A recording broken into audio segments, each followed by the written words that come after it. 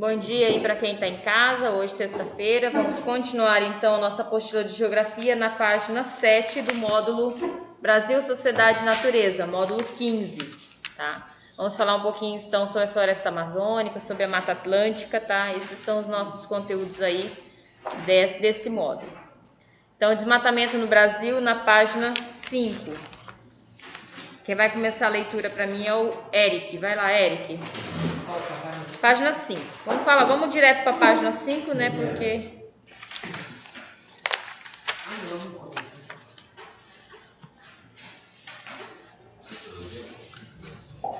Desmatamento no Brasil? isso.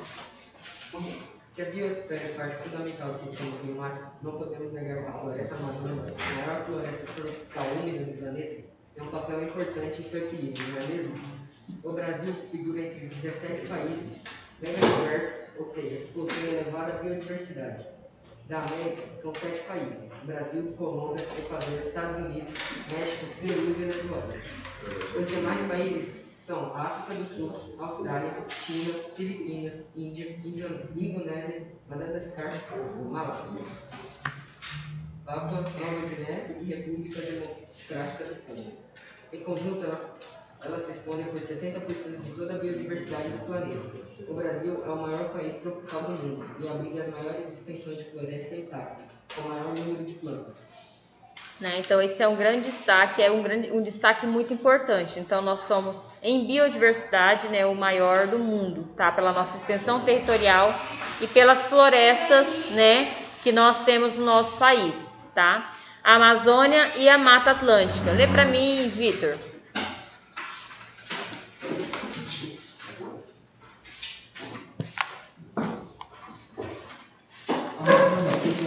Apenas no território brasileiro há 5,2 milhões de quilômetros quadrados, que faz 53% da superfície do Brasil.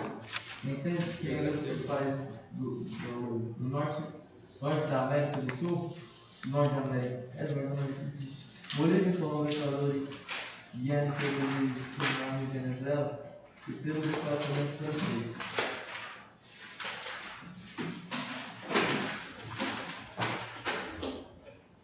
Ultramarino e francesa. Essa região corresponde a um bioma rico que, além das florestas equatoriais e das matas de terra firme, abriga variados ecossistemas e tem, sozinho, o maior conjunto de seres vivos conhecidos no planeta. Além disso, acolhe a rica fauna e flora, cuja diversidade e características biológicas ainda estão longe de ser conhecidas. Acredite-se que nela estejam os principais ativos a grande maioria de remédios do futuro. Continua. Segundo pesquisas. Segundo pesquisa, acredite-se que apenas os recursos minerais e florestais somam em torno de 24 bilhões de dólares. A Amazônia é responsável por quase 8% do PIB brasileiro. A gente sabe que ali atrás tem, né, a palavra biodiversidade, né? Eu não falei antes, mas biodiversidade é o quê? O conjunto de vida, né, que é abrigado no nosso planeta. No caso, quando a gente fala do Brasil, da floresta amazônica, né, da Mata Atlântica, a gente sabe que dentro da floresta amazônica há um grande número, né, de animais de espécies diferentes, tá? Que são catalogados todos os anos, né? Isso fora a quantidade de plantas que tem, né, de espécies diferentes, que são plantas que servem para medicamentos, né, plantas medicinais, tá? E toda a floresta em si que abriga então a vida da fauna deste lugar, tá? Fora tudo isso que a gente já tem conhecimento, que foi o nosso tema da feira do ano passado, nós também sabemos que a riqueza mineral que está no subsolo da floresta amazônica é extremamente grande, tá? Então, isso desperta cobiça nos outros países do mundo. Quando a gente fala sobre preservação ambiental e quando os outros países falam sobre preservação ambiental em relação à floresta amazônica, Com certeza eles não estão querendo somente preservá-la, tá? Eles estão querendo também possuí-la, certo? Então, assim, é besteira a gente ter essa ideia de que os Estados Unidos querem proteger a floresta. Se ele quisesse proteger a floresta, proteger das deles. Eles desmataram as deles tudo, agora quer proteger a nossa? Não tem lógica isso, certo? Então, assim, é uma cobiça, né? É um querer tomar posse daquilo que não pertence a eles, tá? Na verdade, é isso que fica escondido atrás aí dessa proteção toda ambiental que existe, certo? Região hidrográfica brasileira. A gente sabe também que o rio Amazonas aí, né? Que é um rio enorme, que abrange vários países, tá? Ele está aí dentro, então, da região hidrográfica do Amazonas. E a gente vai falar um pouquinho sobre isso agora. Quem vai ler para mim aí é o Aleph. Vai, Aleph. Região hidrográfica Amazônia. A Amazônia é conhecida mundialmente por sua disponibilidade hídrica e pela quantidade de ecossistemas, como matas de terras firmes, florestas inundadas, várzeas, igapós, campos abertos e cerrados. Abriga ainda uma infinidade de espécies vegetais e animais, 1,5 milhões de espécies vegetais catalogadas, 3.000 espécies de peixe, 950 tipos de pássaro e ainda insetos, répteis, anfíbios e mamíferos. A região hidrográfica amazônica é constituída pela bacia hidrográfica do rio Amazonas, situada no território nacional. Pelas bacias hidrográficas do rio existem na ilha de Marajó. Dos rios existentes na ilha do Marajó. Além das bacias hidrográficas dos rios situados no estado do Amapá, que desagam no Atlântico Norte. Perfazem um total de 3.869.953 km². A população na região hidrográfica amazônica em 2010 era de 9.694.728 habitantes, 51% da população do país, e a densidade demográfica de 2,51 habitantes por quilômetros quadrados.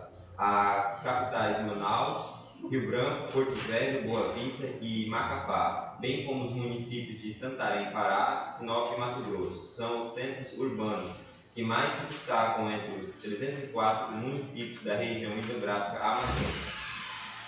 A bacia hidrográfica do rio Amazonas é constituída pela mais extensa rede hidrográfica do globo terrestre, ocupando uma área total da ordem de 6.110.000 km², desde sua nascente nos Andes peruanos até sua foz no Oceano Atlântico, na região norte do Brasil. Essas bacias se estendem sobre vários países da América do Sul. Brasil 63%, Peru 17%, Bolívia 11%, Colômbia 5,8%, Equador 2,2% e Venezuela 0,7% e Guiana 0,2%. Olha só, né? Então, Sinop aí aparecendo, né? As cidades destaques, os municípios de destaque, né? Dentro dessa bacia hidrográfica do Amazonas, né? Os municípios que mais se desenvolvem, tá? Que legal, né? Aí temos um mapa aí, ó, né? Que mostra, então, essa bacia, essa rede hidrográfica, né? Os municípios que cortam aí, tá? Os estados, né? E é interessante ressaltar que é falado ali a quantidade de espécies, né? Que tem só de anfíbios, cobras, né? Animais rastejantes, 950 espécies diferentes, tá? Espécies diferentes, não é 950 animais, 950 espécies catalogadas diferentes uma da outra, tá? Aí tem espécies de pássaros que são inúmeras, né? Tem espécies aí de aves, de pássaros, de animais que nem a anta, né? A capivara, né? Animais igual a onça, né? Então, assim, é uma biodiversidade riquíssima e que não pode, né, ser desperdiçada. E é incrível dizer assim que quando a gente fala da hidrografia, a gente fala das hidrelétricas, né, das usinas hidrelétricas. E a gente sabe que quando se há uma instalação de uma usina hidrelétrica, sempre há então muita morte de animais, né, porque aquele local ali vai se alagar todo, as pessoas, os ribeirinhos que moram aos arredores têm que abandonar o seu local, né, são indenizados pelo governo, tem que procurar um outro local para morar. Às vezes essa indenização não é o valor que a terra realmente valia, né? Que todos os benefícios que a pessoa às vezes morou ali 20, 30 anos e tinha tudo ali em cima daquela terra, vale.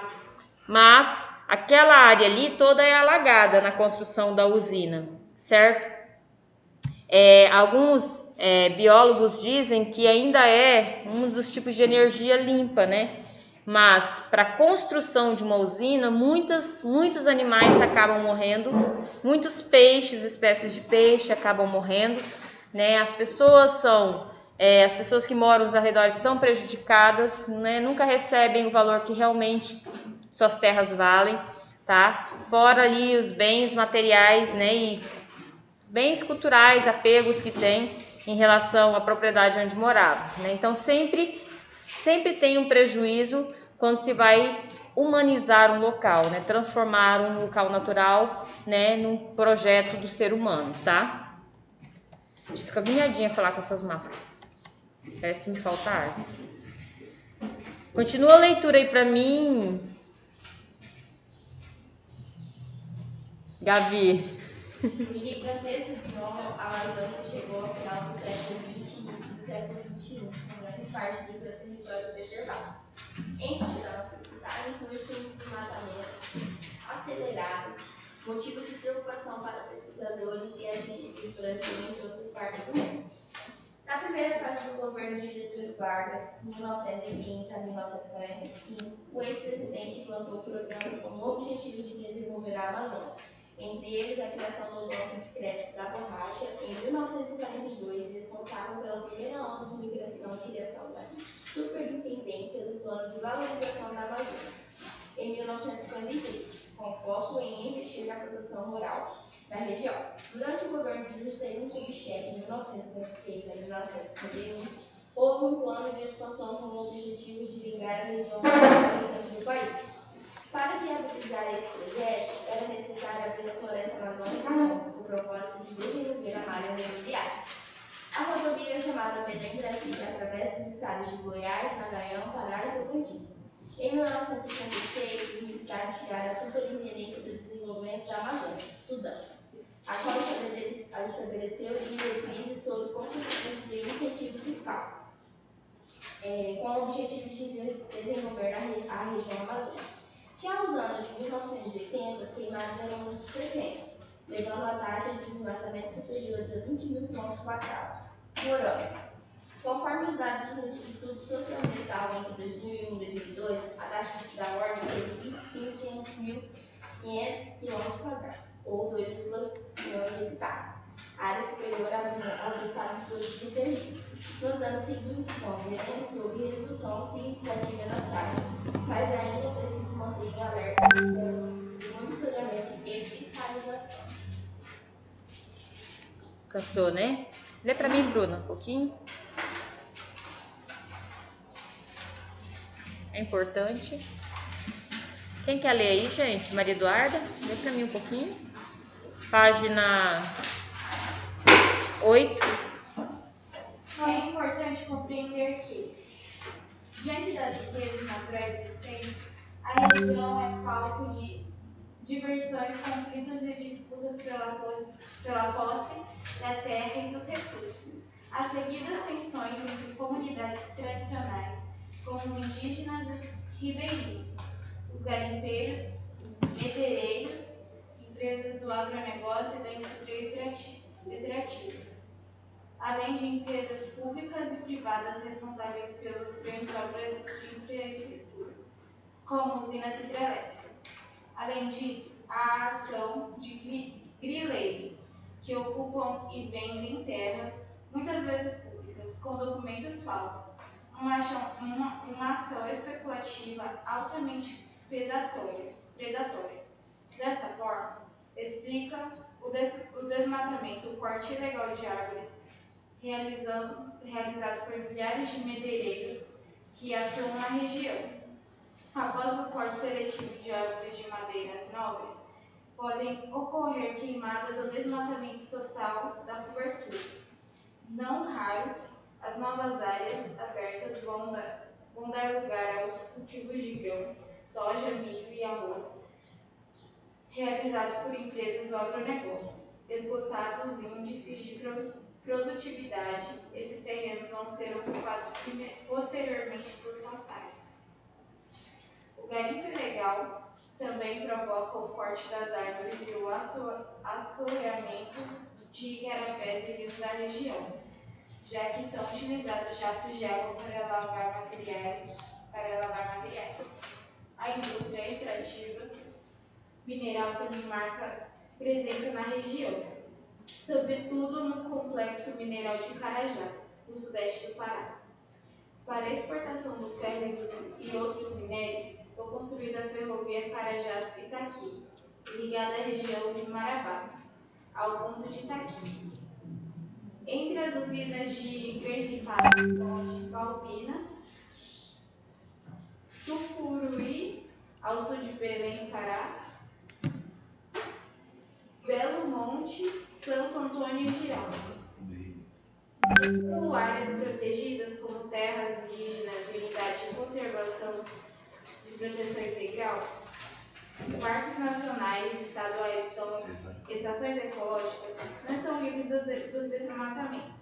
Após contínua redução nos índices de desmatamento de 2004 a 2014, da ordem de 79%, houve aumento de período, houve queda no desmatamento no Acre, Amapá, Maranhão e Mato Grosso, mas não foi suficiente para compensar o aumento dos demais estados. Em 2015, portanto, a taxa de desmatamento foi na ordem de 5,8 milhões de quilômetros quadrados, muito inferior aos mais de 20 mil quilômetros quadrados do início do novo milênio, mas ainda assim muito elevado. Gente, é claro que numa extensão territorial como a da floresta amazônica, vão existir muitas pessoas que vão querer, né, se aproveitar de terras que não são terras, a gente fala terras devolutas, né, terras que não têm documento, certo? Então, grileiros, né, o que são grileiros? São pessoas que entram na terra, ficam ali por um tempo para tomar posse daquela terra. Não é que ele comprou, não, ele só entra e fica lá, tá? Se é a mesma coisa você pegar uma casa abandonada aí você entra lá dentro daquela casa, fica lá e dizer que a casa é sua. Daí você vai brigar na justiça depois, certo? Então, muitas pessoas vivem a vida só de fazer isso, tá? Até em terra comprada, paga e documentada eles fazem, tá? Imagina essas terras devolutas do governo que tem por aí, certo? Então, assim, a maior parte da floresta amazônica, uma parte dela foi tirada para ser documentada e vendida em forma de fazenda, né, de propriedades, e uma outra parte virou reserva ambiental, né? A gente é sabedor disso. Então temos uma parte que é só reserva e temos a parte que é liberada para compra e venda. E mesmo nessa parte que é reserva, existem pessoas que entram lá, desmatam, né, colocam gado, garimpo, né, de forma ilegal. A gente vê aqui, ó, a reserva do Xingu aqui, reserva indígena, né? Então a gente sempre vê aí documentários e reportagens falando sobre pessoas que estão garimpando dentro da reserva indígena, tá? Então assim, o problema é que, como essa floresta ela é muito visada, muito cuidada, né? Principalmente pelas ONGs aí, pelos outros países, Estados Unidos, China. Então o que acontece? Tudo que acontece na floresta amazônica dá ibope. Todo ano na seca pega fogo na floresta amazônica. Todo ano dá ibope. Ai, tá desmatando. Todo ano, gente. Claro que existe a ação do ser humano, e que se fosse liberado, já nem existia floresta mais. A gente é conhecedor disso. A gente sabe que o ser humano ele não consegue parar, né? Ele não tem um limite, né? Mas alguns moradores dessas regiões, a região norte não é uma região fácil de morar. Quem mora lá, na floresta, lá mesmo, dentro, nas áreas, os ribeirinhos, eles vivem da coleta, do extrativismo vegetal, né, do extrativismo mineral, do animal, que é a caça, a pesca, né, e a retirada das árvores e do lastex. Então, a seringueira, é disso que eles vivem. Então, essas pessoas, eles não podem parar de trabalhar, eles vão passar fome.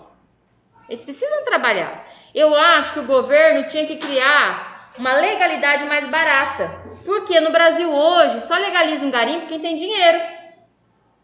Você acha que um garimpeiro pequeno, que faz só para comer, ele vai dar conta? Gente, só o processo de entrada para legalizar um garimpo hoje é mais do que 150 mil para você começar. Você falar, eu vou começar. Aí vai passando, exige isso, exige aquilo, exige. Até que termina 400 mil reais, vai brincando. Vai brincando. Para você legalizar. Essa pessoa que tem esse dinheiro para legalizar, ele já teve o dinheiro para fazer a pesquisa, ele sabe que a área vai dar ouro, ele teve dinheiro para investir na área. Agora, um pobre coitado, que só tem um motorzinho de garimpo e a coragem de trabalhar, vai fazer como? E a família para sustentar. Então, assim, a gente tem que pensar que existem pessoas que não têm condição. Não tem. E tem uns que têm e preferem trabalhar ilegal. Que é onde eu não tenho dó, né? Porque daí sim, você só tem condição de trabalhar dentro da lei, né? E aí você trabalha ilegal, é porque você quer ser pego mesmo, né? Mas aquela pessoa, eu acho que aqui no Peixoto a maioria dos garimpos já são, né? Legalizados. Ainda tem, mas a maioria assim, dos grandes já são, né? Legalizados. Então assim, é bem interessante a questão da legalização, porque tem todo um parâmetro dentro da lei também. Não é só garimpo, madeireira, né? Quantos caminhões de madeira a gente vê aí que é pego pelo IBAMA que não tem nota, né? Que é ilegal, certo? Então assim, por que ilegal? Porque é muito caro para legalizar. Se o governo tivesse uma situação que fosse mais acessível às pessoas, ou pelo menos acessível que fosse pelo tamanho, não sei, pelo tamanho da propriedade, né? Pelo tamanho da estrutura que a pessoa quer colocar, que se adequasse à situação do agricultor, do garimpeiro, do pecuarista, do madeireiro, entendeu? Que se adequasse à situação do cidadão. Mas são leis colocadas igual para todos. E nem todo mundo tem a mesma quantidade de dinheiro. Nem todo mundo tem o mesmo status social, né? É injusto, né? Porque dependendo do tamanho do garimpo, você é mesmo preso. Sim, entendeu? É injusto. Então, assim, eu acho que o problema são as nossas leis. Eu acho que deveriam ter leis, né, que amparassem mais o cidadão, as pessoas, entendeu? De todas as classes sociais, não é só os pobres, não. Que amparasse também aquelas pessoas que têm condição, que querem legalizar, mas que o governo dificulta. Que as exigências são muitas, entendeu? Então, assim, é igual você se aposentar hoje. Precisa de tanta burocracia para se aposentar se você trabalhou uma vida inteira. Se você não teve carteira assinada, se você trabalhou a sua vida todinha de autônomo, por exemplo, e você nunca assinou a sua carteira, mas, cara, você teve que se sustentar. Você comeu o quê? 60 anos da sua vida. Você teve que trabalhar. Então, você precisa de uma burocracia tão grande para você conseguir ganhar um salário mínimo por mês? E ainda ser muitas vezes humilhado, né? Tem aquela prova de vida lá, que às vezes a pessoa não consegue nem andar mais, tem que ir lá no banco fazer prova de vida. Vai dizer que ainda está vivo para poder continuar recebendo. Isso é uma humilhação, tá? Então, assim, são leis que o nosso Brasil tem que são leis ridículas, que precisam ser mudadas urgentemente, tá? Aí ali para baixo vai falar um pouquinho sobre a regulamentação fundiária, né, que é a questão das documentações de terra, divisão das terras, tá, que também precisa melhorar no nosso país. Os monitoramentos e o controle ambiental, precisa, mas da forma correta, não através dessas ONGs aí que só querem ganhar dinheiro, tá? O incentivo às atividades sustentáveis, né, aquilo que não faz mal ao meio ambiente ou que vai ser reflorestado depois, tá? Que é de suma importância. Depois, na página 9, tem 2 mapinhas lá, que vocês vão examinar, né? É só uma conversa, não é atividade não, tá?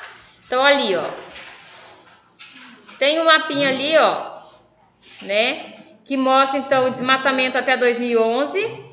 E ali a Amazônia Legal é a parte verde. E a parte rosa é o desmatamento até 2011. Nós estamos em 2020, tá? Depois ali as áreas protegidas, né, da Amazônia Legal, tá? Ali a amarelinha é terra indígena, ó, né? Se a gente for pegar ali, ó,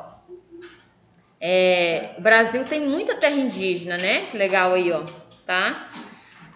Depois ali embaixo tem o mapa dos principais polos madeireiros da Amazônia Legal. Então a gente percebe, ó, que não são tantos os polos madeireiros aí que a gente tem em relação às áreas indígenas, é bem menor, né? E assim, gente, eu acho que se as leis fossem mais brandas em relação à acessibilidade de todos e essa legalização ela fosse mais fácil, talvez o desmatamento teria diminuído muito já. Porque, por exemplo, se eu tenho meu garimpo legalizado e essa legalização ela é um pouco mais em conta, né? E eu consigo legalizar o meu garimpo, não vai ser difícil para mim depois que eu terminar de utilizar aquela área, eu reflorestar aquela área. Claro, porque você gastou menos para legalizar, te sobrou um pouco mais. Talvez nessa legalização já pudesse ter uma cláusula lá que dissesse que após a utilização da terra, né, você teria que devolver a terra, né, reflorestada e tal. Acordos que tem que estar em papel, né? E que se você fizesse isso, você ganharia um desconto muito maior em relação à legalização, né? Então, assim, são ideias, né, que eu não sei, entra governo, sai governo, parece que, né, a briga é bater de frente, não é dar alternativas, né, para resolver o problema, dar soluções para se resolver o problema, certo? Vou ser presidente do Brasil um dia, eu vou resolver todas essas mutretas aí. A Mata Tropical Atlântica. Então, esse conteúdo aqui vai ficar para a próxima aula. A gente vai parar aí hoje, tá bom? Então, para quem está em casa também, a nossa aula para por aí. Até a nossa próxima aula.